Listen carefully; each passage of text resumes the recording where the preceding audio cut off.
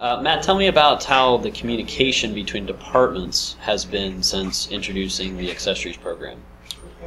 If anything, it's improved dramatically. With the policy and procedures that we have in place as far as the accessories, most of the communication takes place via email, which is, in my opinion, a lot more professional. It's quicker, and it can be recorded. There's no, well, you said this on the phone, you said that.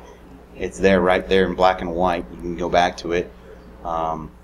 If there is a breakdown in communication, it's usually not one person's fault. It's just a conglomerate of people not listening or understanding what the customer wanted or what the sales department wanted. So it's actually really, really improved, and I highly recommend it just because it teaches the salesman, service manager, parts manager that everybody has a key role in this, and if it doesn't happen in a certain way, it's ultimately going to get back to the customer as we're not doing it correctly to meet their needs. The whole point behind it was to get the customer to touch every aspect of the dealership and not even know they're doing it. Mm-hmm. They get introduced to sales, service, parts.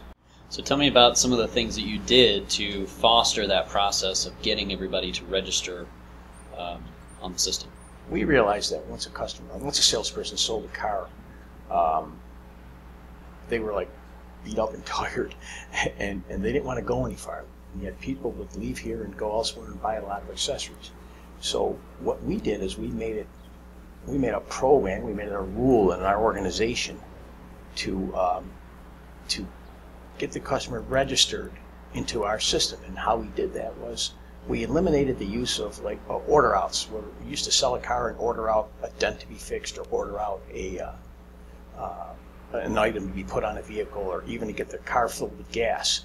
We eliminated the paper flow, and what we did was when we were done selling the car and prior to the salesperson going into the F&I office, they sat at this desk here, and the salesman just explained to the customer, while we're waiting for the business manager, I'm going to get you registered in our system, so we have to get you your full tank of gas, and we have to get that little ding fixed in the door, and we have to get your mud guards put on.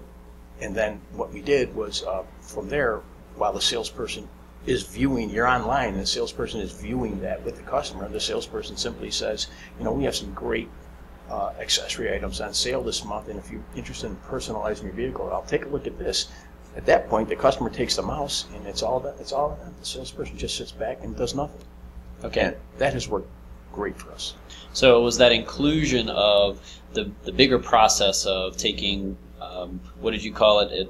Generally it's called a WEO, but you called it an add-on, or what was the name of it? Yeah, well, there was a form that, and I'm sure a lot of dealerships use this, it's an order out form after the car is sold, what you have to do to the vehicle. Mm-hmm. So we took that manual process out and we put an electronic one. Okay. And now it just goes right from here. It goes right. The cart is printed off, and it goes right to the F&I office and the business office, and from there it goes to the back. Excellent, excellent.